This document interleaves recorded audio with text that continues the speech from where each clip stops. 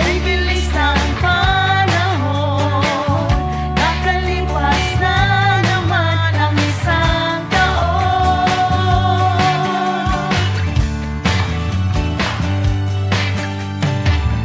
Noche buena, ninong at regalo, unang naiisip tuwing Pasko.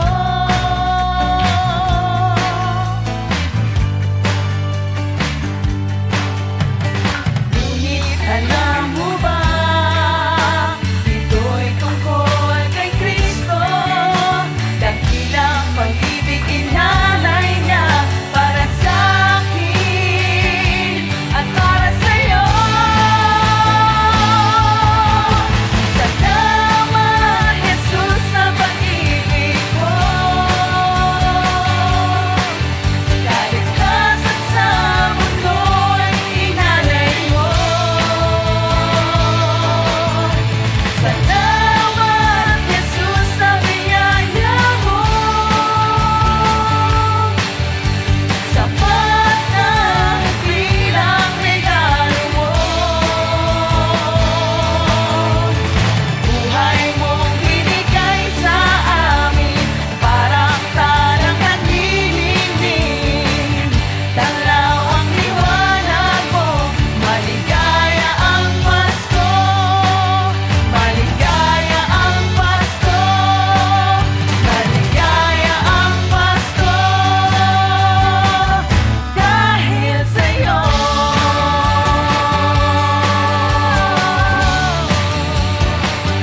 Dahil sa'yo.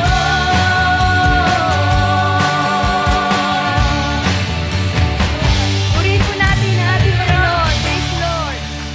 Isang mapagpalang gabi po sa ating lahat. Welcome po sa Midweek Fellowship.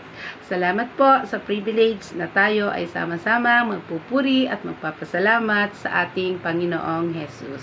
Kaya mag-invite po tayo sa ating mga kakilala, kaibigan at kamag-anak para makapakinig po sila ng salita ng Diyos. Purihin po natin ang Puri sa Panginoon. Panginoon. Glory to God. Hallelujah. Ang lahat ng anak ng Diyos ay magdiwang sapagkat ang Diyos ay dakila at buhay. Amen. Hallelujah. Glory to Jesus.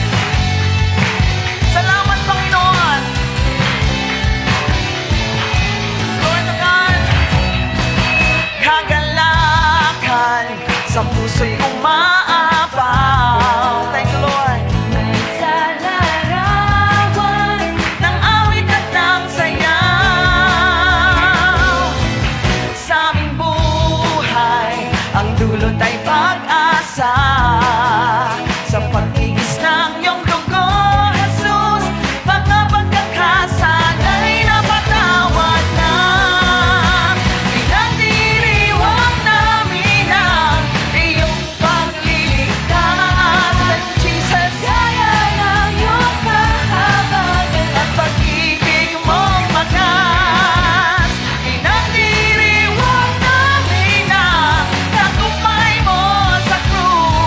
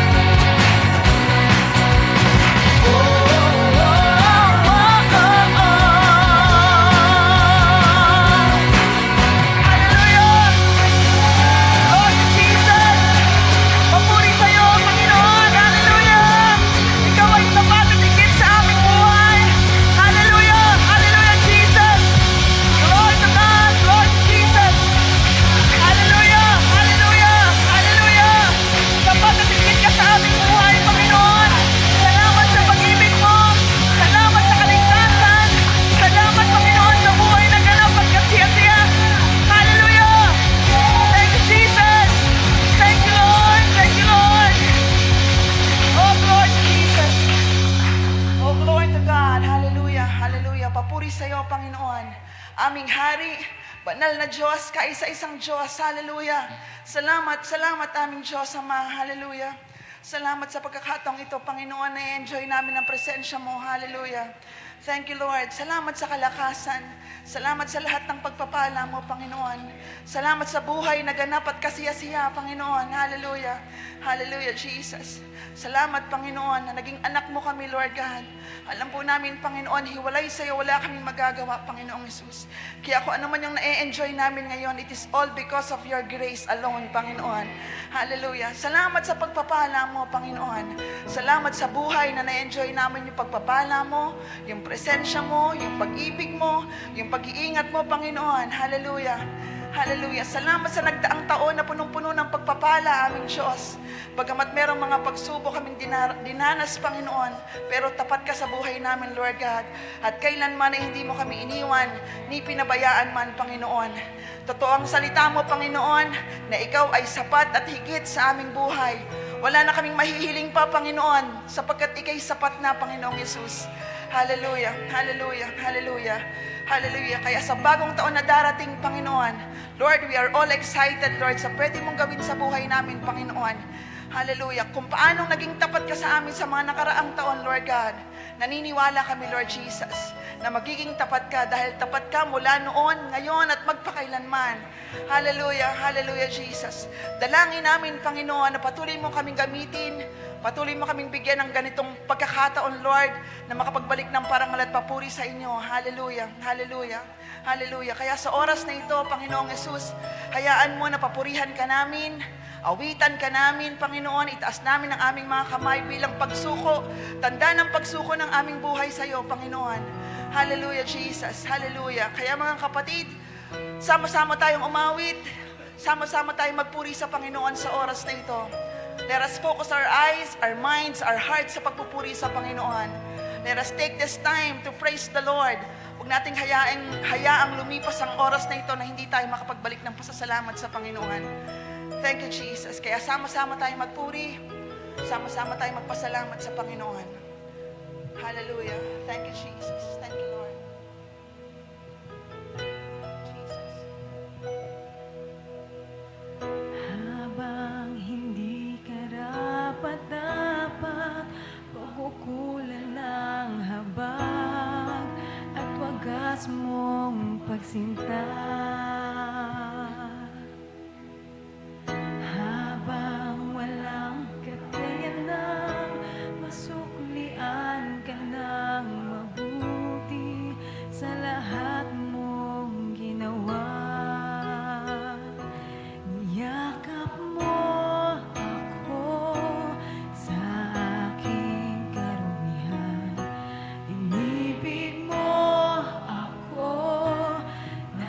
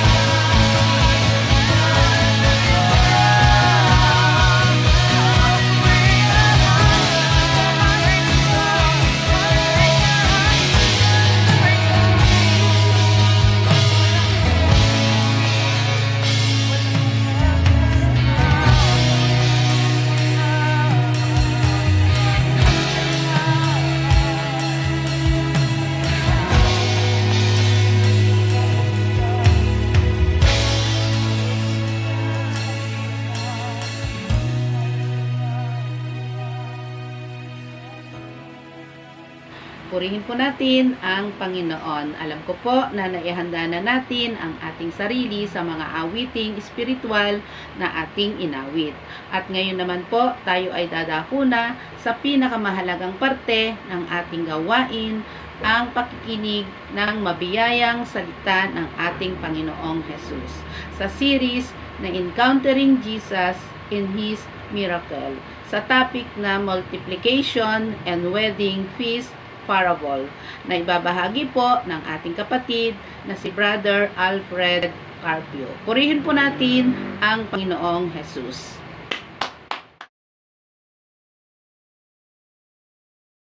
Magandang araw po mga kapatid. Sa paglilipat po ng taon, patuloy po nating ituon ang ating sarili sa salita ng Panginoon at ito po ang ating maging pamantayan at gabay. At sa pamamagitan po nito, sumagana po sa atin ang pagpapala at kapayapaan ng Diyos sa pamamagitan ng ating pagkakilala sa Kanya at sa ating Panginoong Hesus. Samahan niyo po muna ako sa pananalangin. Mapagpalang Ama, nagpupurit nagpapasalamat po kami sa pagkakataon na binibigay niyo sa amin na kami po ay makapakinig ng inyong mga salita. Buksan niyo po yung aming puso't isipan sa mensahe na ipapahayag niyo po sa amin sa araw po na ito. At sa lahat po ng ito, tanging ang pangalan niyo lamang po ang maitaas. Ito po'y dalangin po namin sa mapagpalang pangalan ng iyong anak na si Jesus. Amen. Glory to you, Lord. Salamat po sa buong taon na tayo po ay sinamahan ng Panginoon. At yung biyaya nga po ng Panginoon, ito po yung patuloy na nagpapalakas po sa atin, gumagabay po sa atin. At ito po ay pinapahayag po niya sa pamagitan ng kanyang mga salita. Kaya napakahalaga po na sa araw-araw tayo po ay nakatuon sa salita ng Panginoon. So nandun po yung pagkain po natin ng salita ng Diyos. At ito po ay walang iba kundi si Jesus Christ. Amen? Sa pagpapatuloy po ng ating series, Encountering Jesus and His Miracle, ang magiging tuon po natin ay yung multiplication and wedding feast. Ito po ay mababasa po natin sa John 2, 1-11. Simulan po natin ang ating pag-aaral. Sabi po sa Juan, chapter 2, 1-11, nang ikatlong araw, may kasalan sa Cana sa Galilea at naroon ang ina ni Jesus. Si Jesus at ang kanyang mga alagad ay inanyayahan din sa kasalan. Naubos ang alak, kaya't sinabi ng ina ni Jesus sa kanya, "Anak, wala na silang alak." Sinabi ni Jesus, "Ipaubayan na lang po ninyo ito sa akin, ginang. Hindi pa ito ang aking tamang oras." Sinabi ng kanyang ina sa mga naglilingkod, "Gawin ninyo ang anumang sabihin niya sa inyo." May 6 na banga doon, ang bawat isa ay naglalaman ng 20 hanggang 30 galon. Ang mga ito ay nakalaan para sa paghuhugas ayon sa ritual ng mga Hudyo. Sinabi ni Jesus sa mga tumutulong doon, "Punuin ninyo ng tubig ang mga banga." At pinunungan nila ang mga banga na halos mag-umapaw. Katapos, sinabi niya, "Kumuha kayo ng kaunti at dalhin ninyo sa namamahala ng handaan." Dinalhan nga nila ang namamahala at tinikman nito ang tubig na naging alak. Hindi niya alam kung saan nanggaling iyon, subalit alam ng mga sumalok ng tubig. Kaya tinawag niya ang lalaking ikinasal at sinabi, "Ang masarap na alak ay unang inihahain. Kapag marami nang nainom ang mga tao, saka inihahain ang mababang uri. Ngunit sa huli ninyo inilabas ang masarap na alak." Ang nangyaring ito sa Cana sa Galilea ang unang himalang ginawa ni Jesus. Sa pamamagitan nito'y inihayag niya ang kanyang kaluwalhatian at naniwala sa kanya ang mga alagad niya. Amen? So yan po yung unang himala na ginawa ng Panginoon na ipinahayag po dito sa Ebanghelyo ni Juan. So imagine nyo po na kayo po ay nasa isang kasalan at kalagitnaan pa lang ng kasalan, hindi pa nakakakain lahat ng mga inanyayahan, ay naubos na yung handa. So kung kayo po siguro yung kinakasal o bagong kasal, Maaring nandun na po yung pag-aalala nyo o nagpapanik na po kayo. So, ganito po yung nangyari sa pagkakataon po na ito. Lamang, nandun din po ang Panginoon. At nandun po yung ginawang himala ng Panginoon. Amen? So, kaya po, sa buhay po natin, yan, so maari pong may mga pagkakataon na sa tingin po natin, tayo nakakaranas ng kakulangan. So maari po yung kakulangan po na ito ay dahil po sa ating pangailangan sa araw-araw, pangailangang pinansyal, maari po na tayo dumadanas ng karamdaman, maari din po na meron po tayong kinakaharap na suliranin sa ating kaugnayan, sa ating kapwa, sa pamilya, sa trabaho, sa mga kaibigan. Napakahalaga po na kasama po natin ang Panginoon sa lahat ng pagkakataon na ito. At ang Panginoon po, kung siya po yung kasama po natin, hindi po tayo kailanman magkukulang. Yung pong panahon ng kakulangan, ay kaya po niyang gawing panahon ng kasaganaan. Yung panahon ng kalungkutan, ay kaya niya pong gawing panahon ng kagalakan. Amen. Sa nangyari po sa kasalan sa Cana, yan, so nandun nga po yung napakahalagang okasyon. Yan, so maging po sa atin, yan, so yung wedding, yan, yung kasalan ay panahon ng kagalakan, yan, ng pagdiriwang. So ito po ay hindi lamang pagsasama, pagniniig ng magkabiyak, yung ikinakasal, ito rin po ay pagsasama ng pamilya. Nandyan din po yung pakikiisa sa kagalakan po ng mga kakilala, kaibigan. Yan. So may mga lugar pa rin po sa atin, pagkakasalan, buong bayan, imbitado. Yan. Kaya nandun po yung paghahanda, yung pagsasalo-salo. At hindi po simple yung kailangan. So para po masustain yung ganito pong event. Yan. So yung iba nga po, nagdadalawang isip kung um, magpapakasal. Yan. Hindi dahil po hindi maayos yung relasyon nung magpapakasal, kundi ang inaalala ay yung magiging gastusin, yung bigat ng paghahanda, pag-prepare para doon sa kasal. Yan. So dahil nga po, ganun na lang po yung pagpapahalaga po natin sa ganitong okasyon. Amen? So pero higit po doon sa mga handa, yan, ang napakahalaga nga po ay kasama po natin ang Panginoon. Yan. Ganon din po sa lahat ng aspeto ng buhay po natin. At kung titingnan po natin, compared sa iba pong mga himala na ginawa ng Panginoon, so parang simple lang yung purpose nung unang himala ng Panginoon. Yeah. So para masustain yung joy doon po sa kasalan. Pero napakahalaga po pala nung mensahe nito para sa atin. So una po, ano po yung himalang ginawa ng Panginoon? So Jesus Christ turned water into wine. So ginawa pong alak yung tubig ng Panginoon. So yung tubig po, napakasimple. Sa araw-araw po, umiinom po tayo ng tubig. So parang pangkaraniwan lang. Yung pong alak o yung wine ay for special occasion. So pagka merong handaan, so maaari pong ito pong paglilipat ng taon. So sa bagong taon, so nandyan po yung may pagsasalo-salo po ang pamilya, yung magkakaibigan. So pinaghahandaan po natin.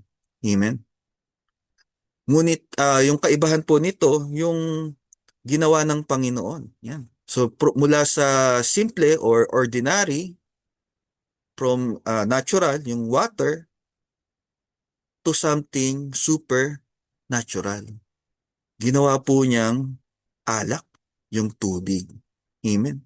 So merong naging transformation. Amen. So yung transformation of water into wine, may simbolismo po ito.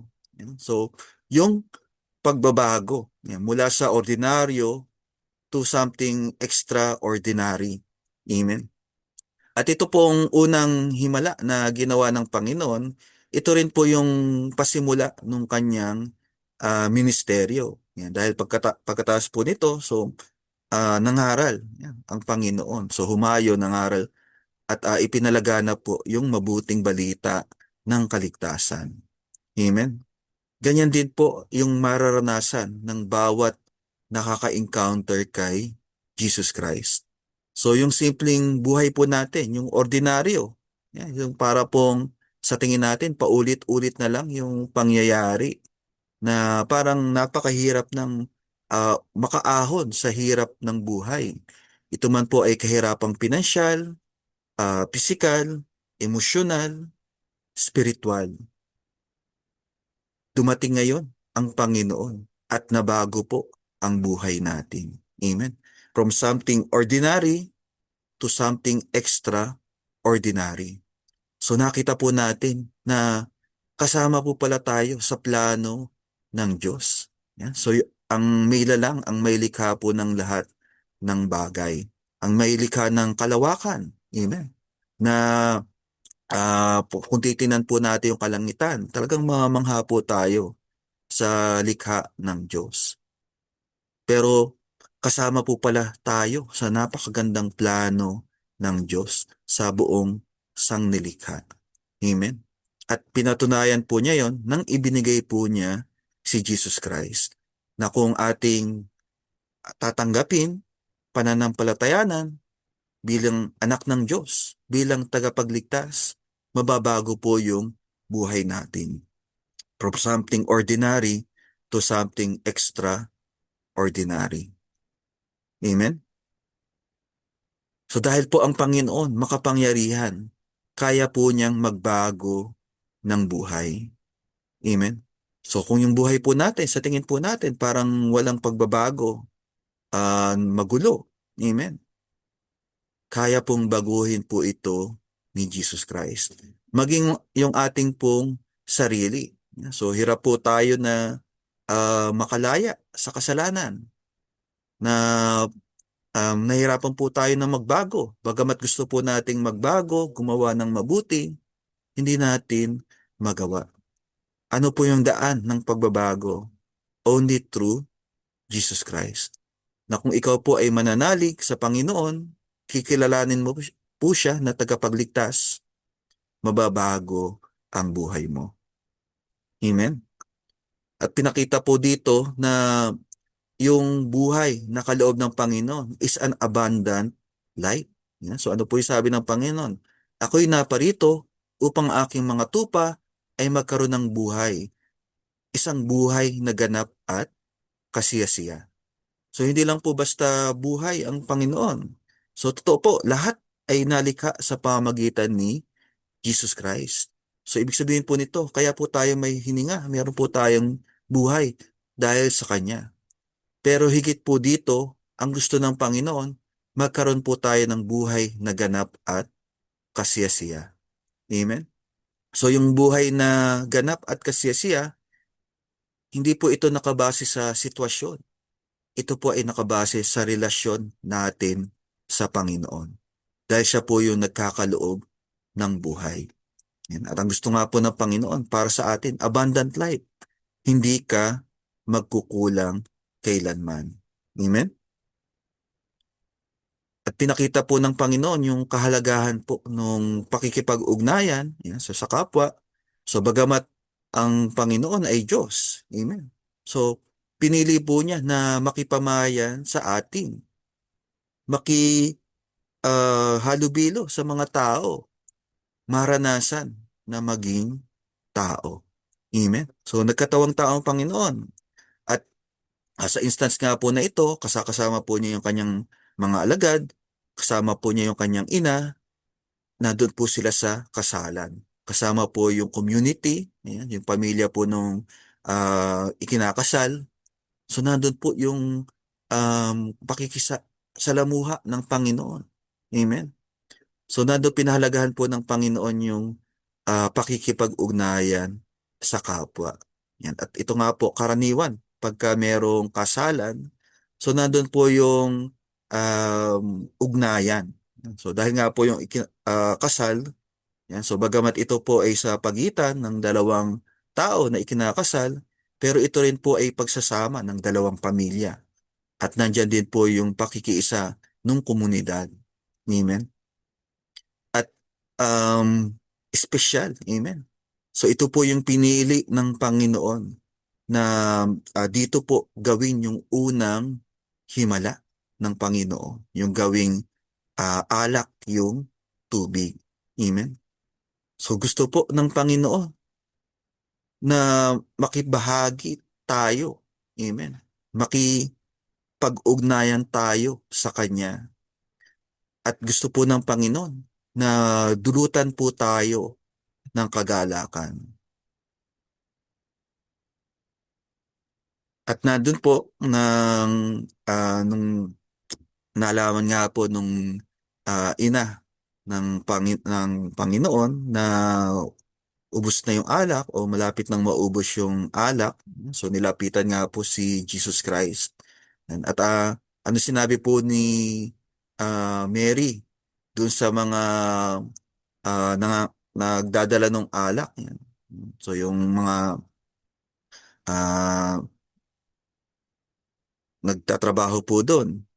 So sundin nyo yung anumang sabihin niya. So bagamat hindi po pinangalanan dito si Maria, yan, pero ang binanggit po yung ina ng Panginoon eh. Kanino po itinuon ni Mary yung mga tao kay Jesus Christ? Amen. Yung sabi po rito sa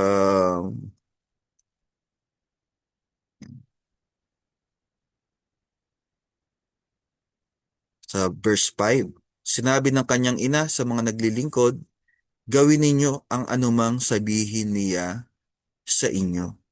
Amen. So, pinakikita rin po sa atin dito sa talata yung kahalagahan ng pananampalataya at pagsunod. Amen. So, nung sinabi po ni Maria o yung sinabi po ng ina ni Jesus, gawin ninyo ang anumang sabihin niya sa inyo. Amen. At yung mga naglilingkod, ano po yung ginawa po nila? Yan. So, sinunod po nila yung instruction ni Jesus Christ. Amen.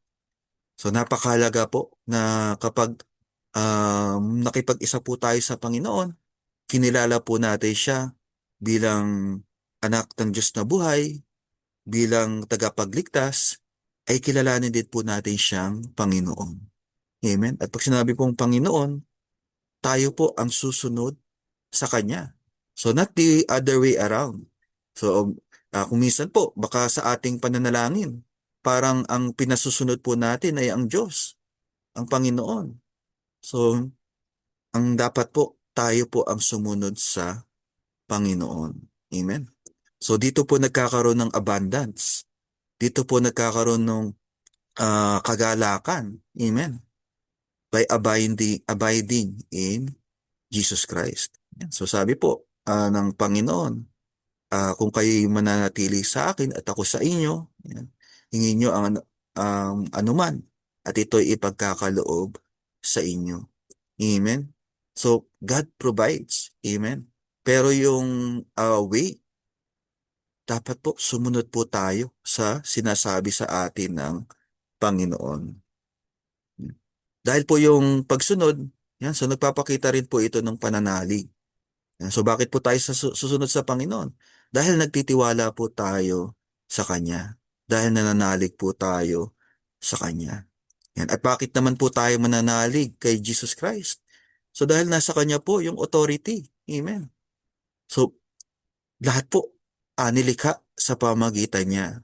Yan. So, sa mga himala na ginawa ng Panginoon, so pinakita rin po yung authority po niya sa kalikasan. Amen.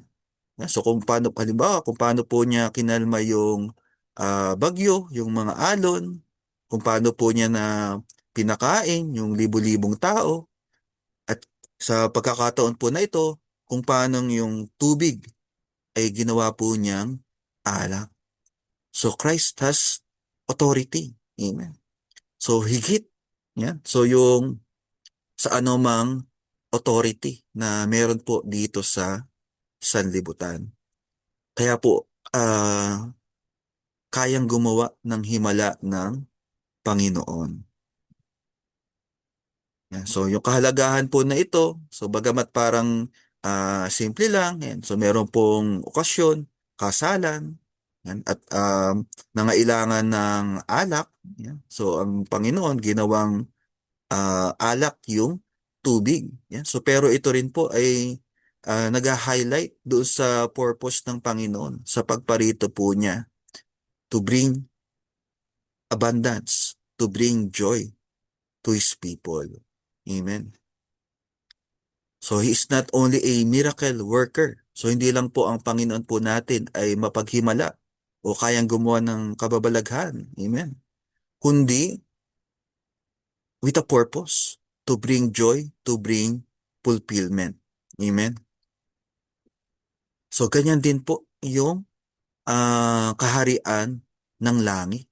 Yan. So pagka pinaghaharian ka ng joy, sorry, kapag pinaghaharian ka ng Panginoon, so nasa ilalim ka ng God's kingdom. So paghahari ng Diyos, nandun po yung joy, nandun po yung abundance. Amen? At pinakita po rito kung paano pinahalagahan ng Panginoon yung joy, that He wants to bring us joy. So, kamakailan lang po, yan, so inaalala po natin yung kapanganakan ng ating Panginoon. Yan. So, hindi po ba ang um, kung babalikan po natin, this event, yan, yung Christmas, yung kapanganakan ng Panginoon, this brings joy to the world. So, nagdala ng malaking kagalakan. Amen. Dahil po dumating po sa atin ang tagapagligtas, si Jesus Christ. Amen. So pinahalagahan po ng Panginoon yung kagalakan. Nadulutan po tayo ng kagalakan. So God provides joy for His people. Amen. Sabi po sa mga awit 16:11, ituturo mo ang landas na patungo sa buhay. Sa piling mo'y madarama ang lubos na kagalakan. Ang tulong mo'y nagdudulot ng ligayang walang hanggan. Amen? So God provides joy for His people. Amen? At yung pong tunay na kagalakan, masusumpungan lamang po natin kay Jesus Christ. Amen? So yung kasiyahan po, bagamat so maraming tao po nagsasaya sa mga panahon po na tulad po dito, yung Kapaskuhan, yung Bagong Taon. Amen. Pero kung hiwalay sa Panginoon, ito po hindi magtatagal. Yan. So pagkatapos po ng kasiyahan, ng inuman, ng awit, ng mga handaan, so balik na naman sa dati. So pero iba po kung ang kasama mo ay si Jesus Christ. Amen? So gusto po ng Panginoon na punuin ang buhay po natin ng kagalakan na hindi po pansamantala lang na agad lumilipas, kundi yung tunay na kagalakan na nagmumula sa Panginoon. Amen.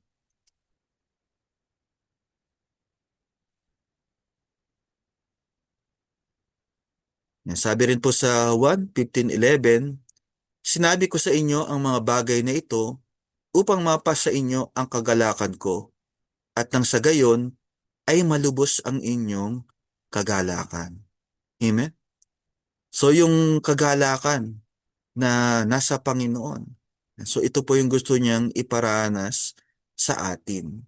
At ito nga po ay nakabase sa relasyon. Amen. So ang Panginoon po, ang relasyon po niya sa Ama, with God the Father, at gusto po niya na maranasan din po natin sa pamamagitan po ng pakikipag-isa natin sa Kanya. At ano pong uri ng kagalakan po ito? Lubos. Amen. So ganap na kagalakan. Amen. At ito nga po yung kagalakan na masusumpungan lamang po natin sa Panginoon.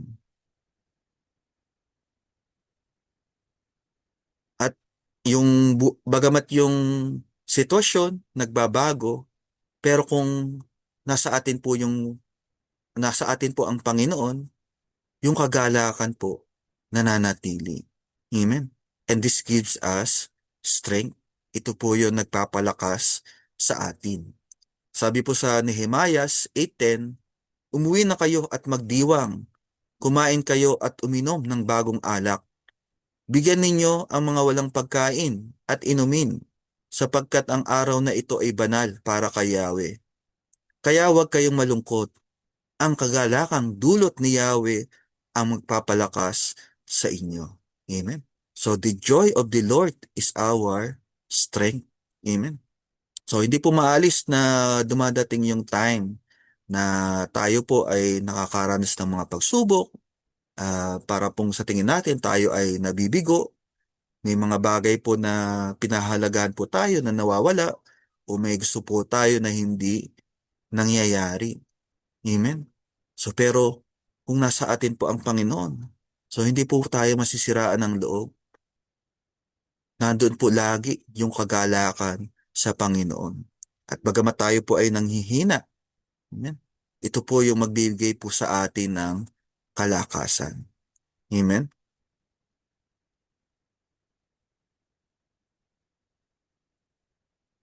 At sabi po sa Epeso 3:20, sa Kanya na makakagawa ng higit pa kaysa maaari nating hilingin at isipin sa pamagitan ng kapangyarihang kumikilos sa atin. So higit po doon sa akala po natin o yung ibig po natin. So Christ can bless us abundantly. Amen? And God wants to provide abundance for His people. Gusto po niya na tayo po ay managana. Amen. So hindi po ibig ng Panginoon na tayo po ay naghihirap. Amen. So ito man po ay paghihirap ng um, sa pangailangan po natin. Ito man po ay paghihirap ng kalooban. Ito man po ay dulot ng karamdaman. Ayaw po ng Panginoon na manatili po tayo dyan. So gusto nga po niya, we live an abundant life. Buhay na ganap at kasiyasiya. Kaya kung tayo po ay may karamdaman, anong ibig ng Panginoon? Tayo ay gumaling. Kung meron po tayong pangailangan, anong gusto po ng Panginoon? Tugunin yung ating pangailangan. Amen? So pakinggan na po natin kung paano po maghimala ang Panginoon. Yan. So yung halimbawa po, nung pinakain po niya yung 5,000 lalaki. Amen? So kaya pong pasaganain ng Panginoon yung buhay po natin. Amen? Pero wag po nating ipagkamali. So yung tunay po ng kasaganaan, hindi po nakabase yan sa dami ng pera o ari-arian. Yan. So kasi po, kung titingnan po natin yung nangyayari sa paligid po natin, so may mga tao na milyon yung pera o bilyon. Yan. Pero nagdudulot po ba ito ng tunay na kagalakan sa kanila? Marami po sa kanila, balisa. Bakit? Kasi nahaharap sa mga kaso. Yan. So, hindi po tunay na kagalakan yung dulot. Ano po yung kaibahan pagka po yung pagpapala mula sa Panginoon? Yan. So, yung kayamanan na mula sa Panginoon, wala po itong dulot na kabalisahan. Yan. So, yun yung tunay na kayamanan. Amen? At sabi po rito sa Epeso, kayang gawin po na Panginoon na pasaganain tayo. Higit pa sa kaya po nating hilingin at isipin. Amen? At maging po sa tingin po natin, parang yung kokonti na meron po niya, na meron po tayo sa kasalukuyan, kaya po itong pasaganain ng Panginoon. Amen. So ano po yung way? Yan. So kumaka po dun sa nung pinakain po niya yung 5,000 katao. Yan. So mula sa iilang tinapay at isda, napakain yung libu-libong tao. Paano po? Nung ibinigay po nila. Yan. Binahagi po nila kung ano yung meron sila. Ito po ay maliit man, nagawa po ng Panginoon na pasaganain. Amen.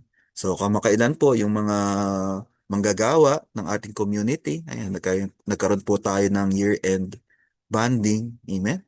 At minsan pa, gumawa po ng pagpapala sa atin ng Panginoon. So pinanagana po niya. Yan. So, bagamat higit sa 100 po yung dumalo, pero sapat-sapat. Higit pa sa sapat kasi yung may nauwi pa. Yan, eh. Salamat po sa Panginoon. Ganyan po gumawa ng himala ang Panginoon. So God provides abundance for His people. Amen. Sabi rin po sa Pilipos 4:19, at buhat sa hindi mauubos na kayamanan ng Diyos, ibibigay niya ang lahat ng inyong kailangan sa pamagitan ni Kristo Jesus. Amen? So, lalo na po ngayon, sa pagdating po ng taong 2026. Yan. So, ano po ba yung ine-expect po natin na mangyayari? Amen? So, yung iba, ang iniisip, magtipid na lang. Yan. So, maghigpit na lang ng sinturon. Yan. Wala naman pong masama kung tayo po ay yung mag-budget. Yan. So, sa pangailangan po natin. Pero, kung wala po ang Panginoon, so wala rin pong silbi ang lahat po ng iyan. Amen. Dahil yung tunay po na kasaganaan, masusumpungan lamang kay Jesus Christ. Amen. At yung economy of God is different. Amen. Hindi po kamukha ng tao na nauubusan, so nagkukulang. Ang Panginoon po, kailanman hindi magkukulang. Ang kayamanan po ng Diyos, kailanman hindi mauubos. At iyan po yung gustong tugunin sa atin ng Panginoon, na yung maging source po natin, yung buhat sa hindi mauubos na kayamanan ng Diyos. Amen. Kaya wag po nating hanapin yung joy, yung abundant life sa mga bagay. So maging sa kapwa tao natin. Amen. So yung tunay na abundance, yung tunay na joy, masusumpungan lamang po natin kay Jesus Christ. Amen.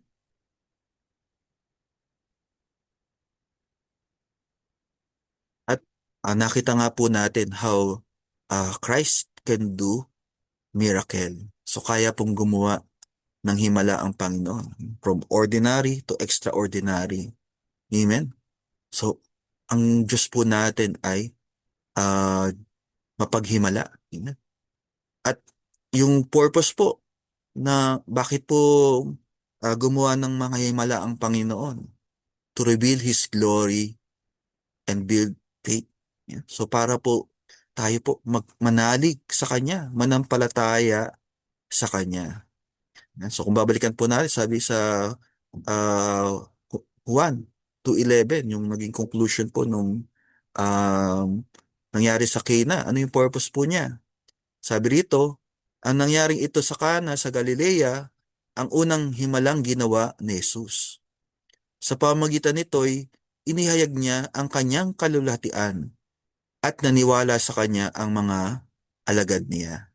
Amen. Kasi kasama po ng Panginoon yung kanyang mga alagad. Amen. So may purpose po yung mga himala. Amen. At iyon din po, patuloy pong gumagawa ng himala ang Panginoon sa buhay ng mananampalataya. Yung imposible, nagiging posible. Bakit po? Dahil mapananaligan po natin si Jesus Christ. Dahil mapangyayari po niya lahat ng bagay. At gusto po ng Panginoon na gumawa ng himala sa buhay ng bawat isa. Gusto po ng Panginoon na baguhin po yung buhay po natin, na tayo po makaahon sa kahirapan, makaahon po sa pagkaalipin sa kasalanan. Amen. Yung magkaroon po tayo ng tunay na pagbabago. Amen.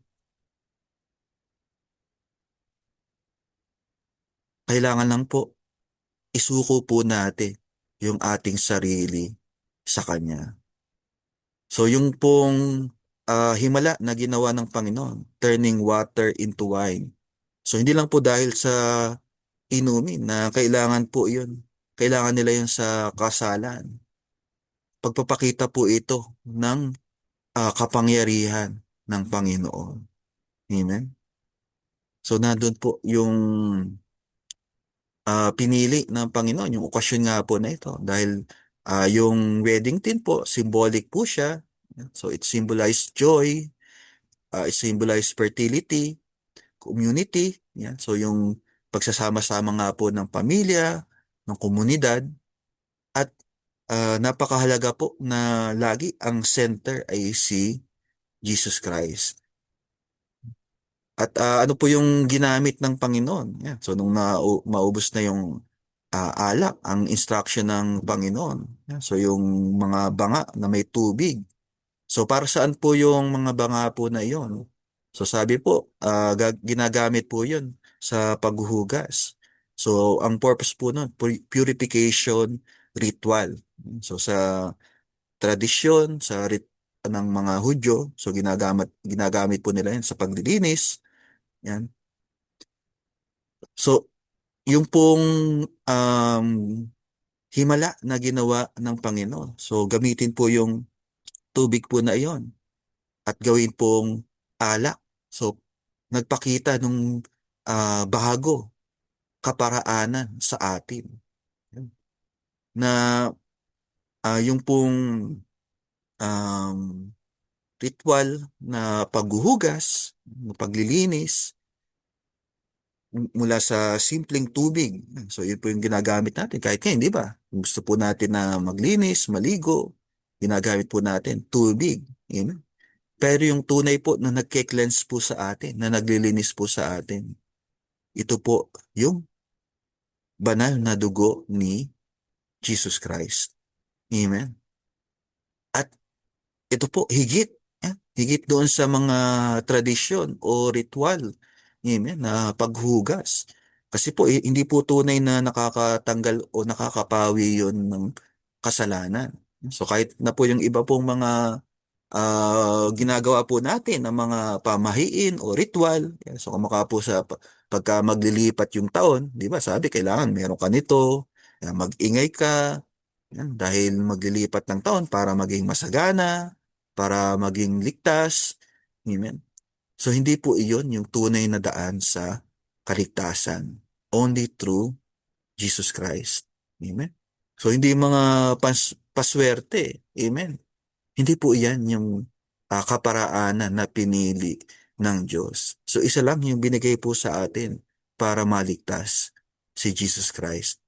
At siya rin po yung tanging daan para maranasan po natin isang buhay na ganap at kasiyasiya. Amen? So it points us to Jesus Christ. So we may believe in Him. We may have faith in Him. Yan. At sabi nung tagapangasiwa, doon sa lalaking ikinasal, sa karaniwan daw, sa kasalan, inuuna yung masarap na alak. Amen. Pero yung nangyari, yung pinakamainam na alak, yan.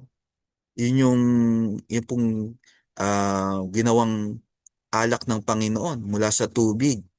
Yun yung huling inihain. Yan.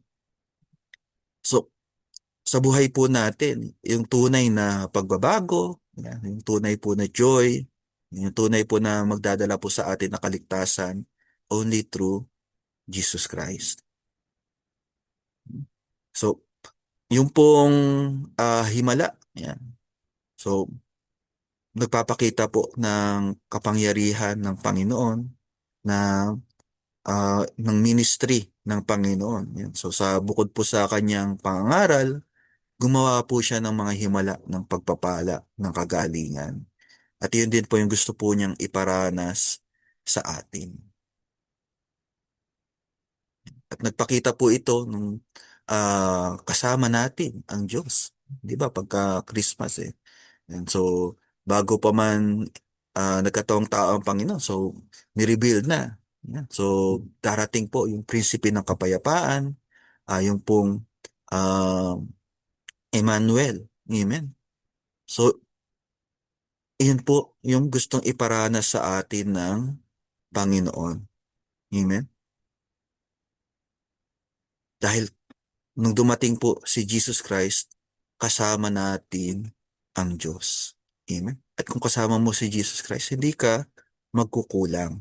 Amen. So kaya po yung mga himala, yung pagpapala, yung pagpapagaling, ito po ay nagtutuon sa atin sa Panginoon. And you need to believe. So manalig ka. So nasan po yung pananalig dito sa binasa po natin sa Juan? So nandun po yung pananalig ng ina ni Jesus. Yeah. So bagamat si Mary po yung nagluwal sa Panginoon, pero pinanaligan din po niya si Jesus bilang tagapagligtas. At sabi nga po niya doon sa mga tagapaglingkod, gawin niyo lahat ng sasabihin niya. Amen? So nandun yung faith at ganun din po yung ibig po ng Panginoon.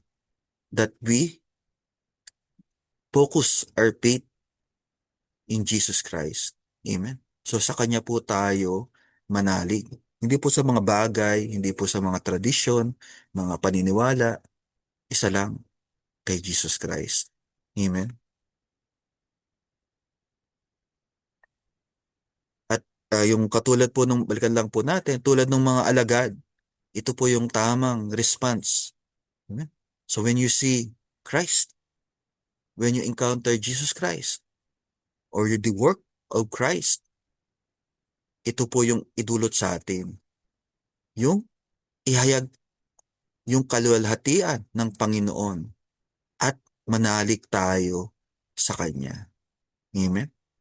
So yung mga alagad, ito po yung naging response po nila. So tama po ito. Ito rin po yung dapat maging response natin. At nandun po yung joy. So yung celebration. Amen? So it all points to Jesus Christ. Sabi sa 1:20:31, ngunit ang mga nakasulat dito ay isinulat upang kayo'y sumampalataya na si Jesus ang Kristo, ang anak ng Diyos. At sa pagsampalatayang iyon ay magkaroon kayo ng buhay sa pamagitan niya. Amen? So it all points us to Jesus Christ. Amen? That Jesus is the Savior. Amen? So yung Kristo, tagapagligtas, the Son of the living God. So have faith in Him so you may have life. Yan. So hindi nga po basta buhay lang, kundi buhay na ganap at kasiyasiya. Amen?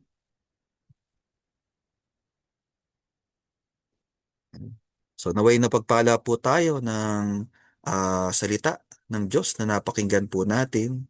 Yan. Salamat po sa Panginoon na sinamahan po niya tayo sa taong 2025. Yan. At kung lulubuin po ng Panginoon sa 2026, yan, patuloy po na ituon po natin yung ating sarili sa Kanya. Siya po na pinagmumula ng ating pananampalataya at nagpapasakdal nito. Amen? Kung gusto po natin yung buhay po natin managana, maging abundant, manatili sa atin yung kagalakan. So hindi po yung kaparaanan yung mga handa, yung maraming mga bagay, yung mga sabit-sabit yan. Amen? So ang panaligan po natin, yung pagtiwalaan po natin si Jesus Christ. Amen? At manatili po sa inyo ang pagpapala ng Panginoon. Yan. So sa taong darating, sumagana nawa kayo sa pagpapala at kapayapaan ng Diyos sa pamamagitan ng inyong pagkakilala sa Kanya at sa ating Panginoong Hesukristo. Amen? Sama-sama po tayong magpasalamat, manalangin sa Panginoon. Lord, salamat po Ama sa paalala niyo po sa amin, sa pamagitan po nung unang himala na ginawa niyo, Panginoon, nung kayo po ay nandito pa sa lupa, nang gawin niyo pong alak, yung tubig. Nagbukas po sa amin ng pinto na sa buhay din po namin ay magkaroon ng tunay na pagbabago, tunay na kagalakan, tunay na kasaganaan. Bagay na hindi lumilipas, hindi nasisira, hindi nabubulok. Salamat po Panginoon na nakipamayan po kayo sa amin. Pinakita niyo po sa amin ang inyong pag-ibig, ang inyong habag, at patuloy na pinararanas po ito sa amin sa araw-araw. Ama, patuloy pa na ipaunawa niyo sa amin yung mga bagay po na ito, yung mensahe niyo po para sa bawat isa. At dalangin po namin yung sa taong 2026 ay kayo po ang lagi na kasama po namin, ang maging tanggulan, kanlungan at kalakasan po namin. At sa inyong kalooban, Panginoon, ay naniniwala po kami kung kayo yung kasama po namin, ang taong 2026 ay magiging sagana, puno ng pagpapala at kagalakan. At lahat po ng ito, maging daan para kayo po ay aming mapapurihan, mabigyan ng karangalan sa aming mga buhay. Salamat po, Ama. Lahat ng kapurihan ay sa iyo. In Jesus' mighty name. Amen. Pagpalain po kayo ng Panginoon. God bless us all.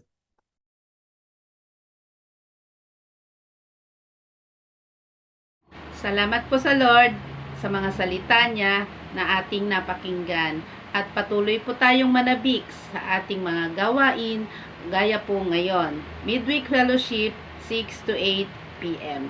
Youth Fellowship Saturday po 5 to 6:30 p.m. At ang Sunday Fellowship 9 to 11 a.m. at 2 to 4 p.m.